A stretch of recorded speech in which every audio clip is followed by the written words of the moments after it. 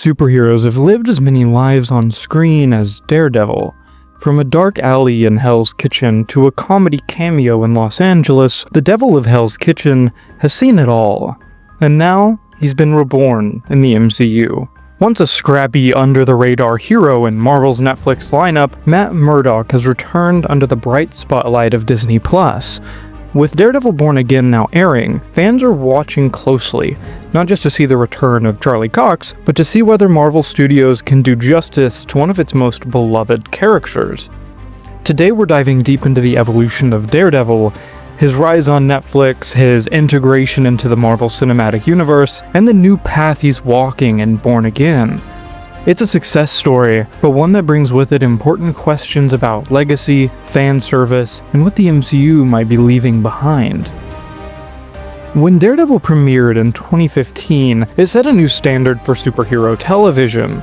This wasn't a world of infinity stones or space gods, it was Hell's Kitchen. Gritty, grounded, and unflinching. Charlie Cox's Matt Murdock was a different kind of hero. He bled, he broke, he prayed, he carried the weight of every punch he threw and every lie he told. The tone was unapologetically adult. Gone were the colorful suits and zippy one-liners. Instead, Daredevil delivered tight choreography, intense performances, and a moral complexity that turned heads. The hallway fight scene from episode 2 became instantly iconic, not because of flashy effects, but because it felt real. This was the Marvel version of Arrow on the CW, but made for more adult audiences, and definitely with better dialogue writing. Daredevil didn't stand alone. His success launched a full-fledged street-level universe on Netflix, with Jessica Jones, Luke Cage, Iron Fist, The Punisher, and eventually their team-up, The Defenders. These series told interconnected stories that were darker, slower, and more character-driven than anything else Marvel had attempted on screen. But even with passing references to The Incident, or The Guy with the Hammer, these shows existed in the shadow of the MCU, not at its center, and that was by design. At the time, Marvel's film and television divisions were creatively separate. Jeff Loeb oversaw Marvel Television, while Kevin Feige ran the studio side for the films. That divide, along with some licensing agreements with Netflix, kept Daredevil and his allies in a kind of narrative limbo. Still, fans fell in love with this version of Daredevil. Cox brought precision to Matt Murdock, and Vincent D'Onofrio's terrifying portrayal of Wilson Fisk became one of Marvel's most compelling villains. The series wasn't just good, it was great. So when Netflix canceled Daredevil after its third season, fans were stunned, and they didn't go quietly. There's this petition, these guys are wearing this thing. Save Daredevil. There's a thing, you can sign it. Sign it. No, sign it. The cancellation of Daredevil in 2018 sparked major outrage.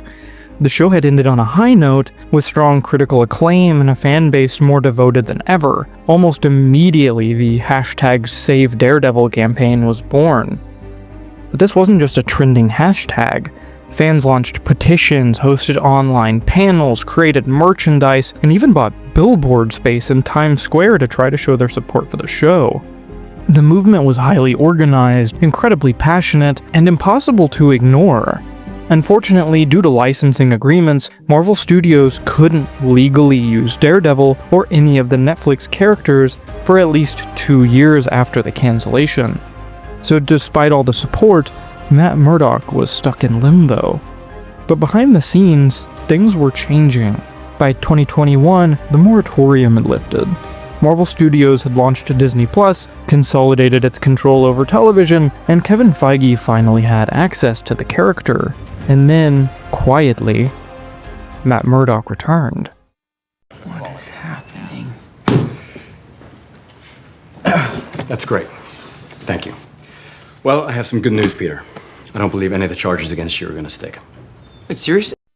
When Charlie Cox appeared in Spider-Man No Way Home, the reaction was electric. It was a brief moment, just a lawyer helping Peter Parker, but it confirmed everything fans had hoped for. Daredevil was officially in the MCU. Soon after, Vincent D'Onofrio's Kingpin returned in Hawkeye, and Cox made a bigger splash in She-Hulk Attorney at Law, and this is where things got interesting. In She-Hulk, Daredevil was different. Gone was the brooding, tortured vigilante of Netflix years. Instead, we got a more charming, quippy, even flirtatious Matt Murdock. Not that he wasn't always a little bit of a womanizer. He joked, he smiled, and yes, he did the walk of shame. And look, I'll be completely honest. She-Hulk definitely wasn't one of my favorite MCU shows. It had a lot of problems, and it is very low on my rankings. But I'll also say this.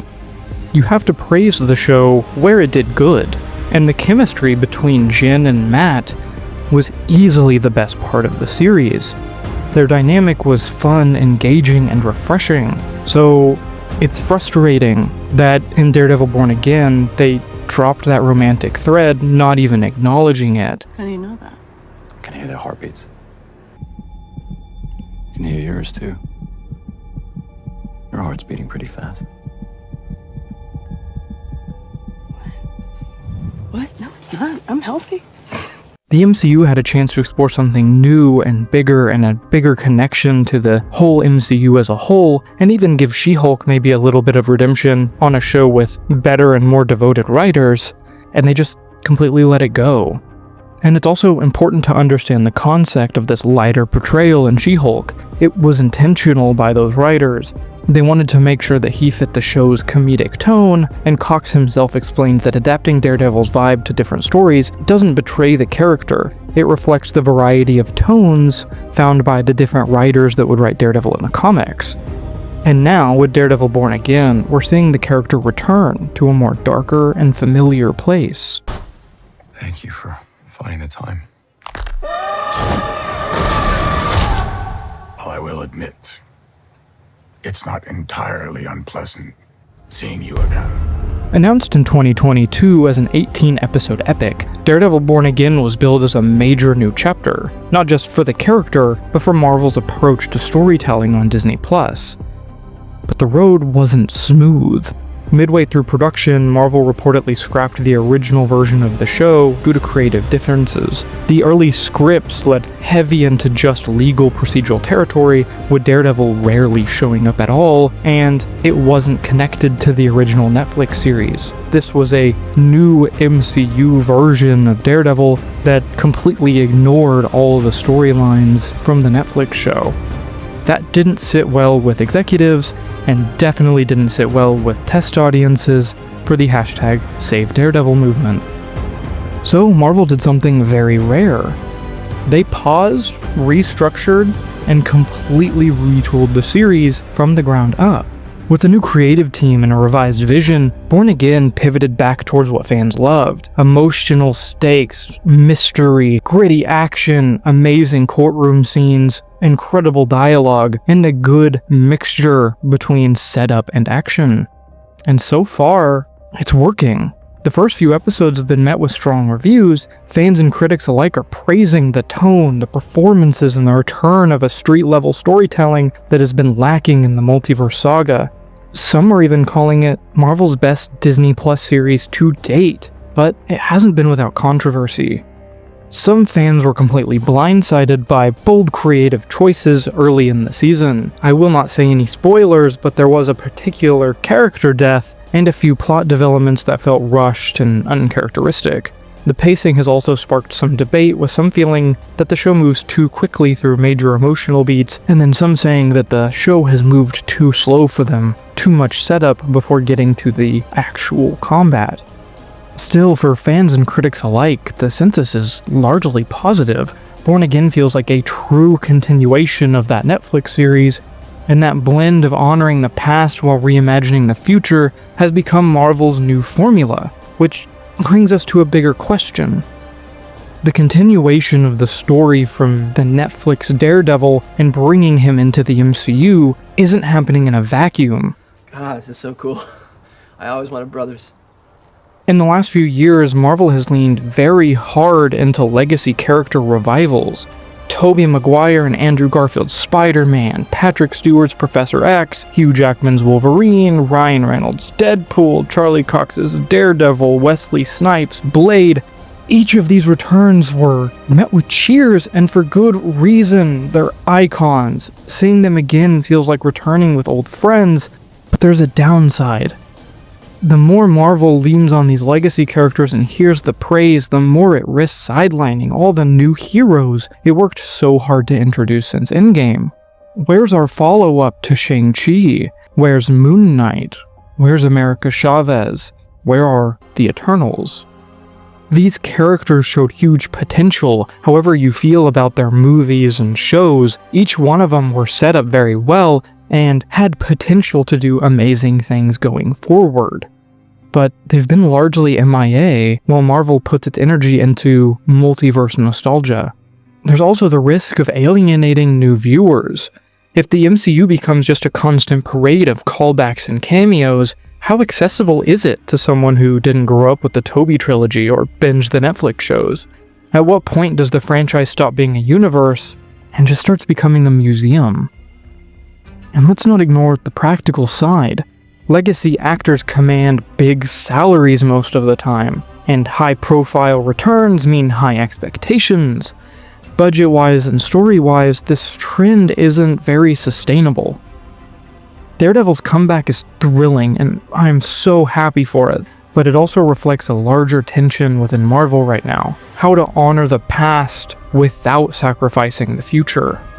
As a fan of the original Daredevil series, I couldn't be happier to see Charlie Cox back in both suits. He's magnetic in the role, and in Born Again so far, he's delivered exactly what I hoped for. Gritty action, emotional stakes, incredibly written dialogue, and a world that feels lived in and raw. But I'm also weary.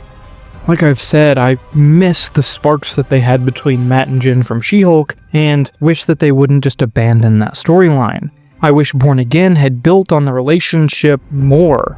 I worry about how Marvel treats the newer heroes and whether nostalgia is becoming a crutch instead of a tool.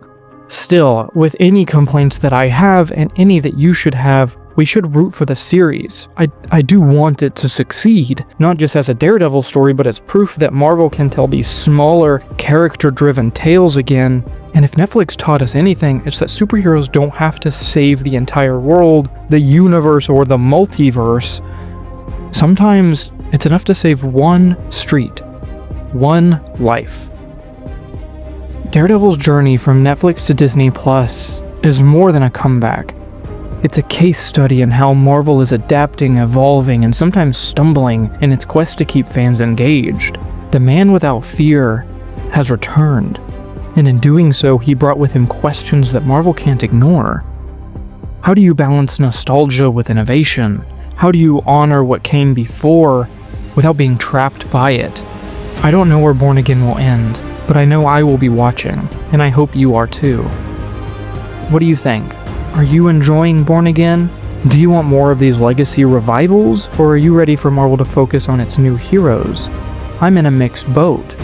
When we're in the multiverse saga, I think they need to do a good balance of bringing back the characters they set up like Shang-Chi and Moon Knight, while also bringing in some of our classic historical legacy characters, like I'd love to see Nicolas Cage's Ghost Rider return. But let me know in the comments, and be sure to like, subscribe, and join me for the next time we dive inside the frames.